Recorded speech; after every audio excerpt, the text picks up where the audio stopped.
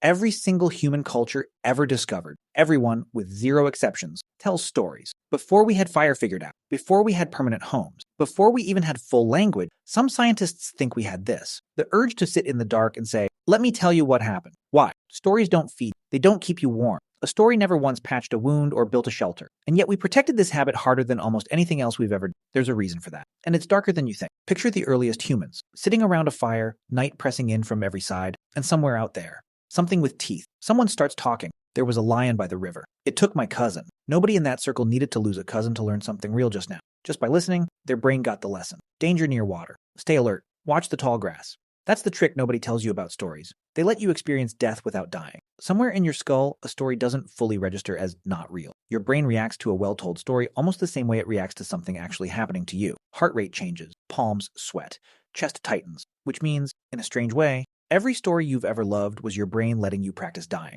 safely. But that's not even the part that should bother you. Here's where it gets stranger. Because if stories were purely about survival, warnings, lessons, danger, we'd only tell true ones. Just facts. Just what actually happened, but we didn't stop there. We invented gods, monsters, villains that never lived, ghosts, endings that never happened to anyone, anywhere, ever. Why would a species obsessed with survival waste time and energy imagining things that flat out aren't real? This is where everything changed. Because fiction does something true, stories can't. It lets you feel a consequence, without ever having to pay for it. You can watch a character lie, and cheat, and lose everyone they love, and feel the weight of that. The shame, the grief, all of it. Real inside your chest. And then the credits roll, and you get to close the laptop and go make dinner. You got the lesson. You skipped the cost.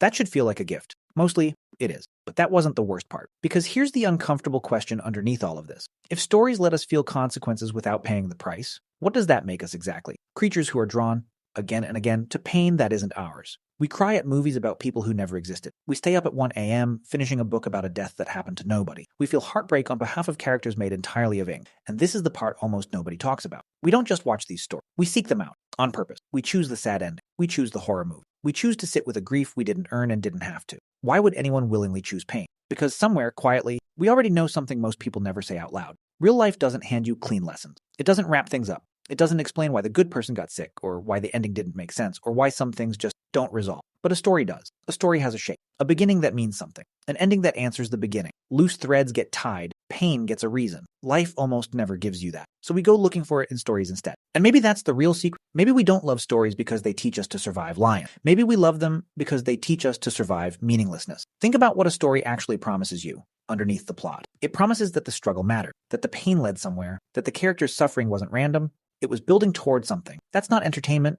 That's a rehearsal. We are rehearsing over and over the one thing we can't actually control, making our own pain mean something. Because here's the part that gets genuinely unsettling if you sit with it long enough. Your life doesn't come with a narrator. Nobody's confirming that this hard season you're in is setting up something beautiful later. There's no guarantee the ending resolves. There's no guarantee there even is an ending that makes sense.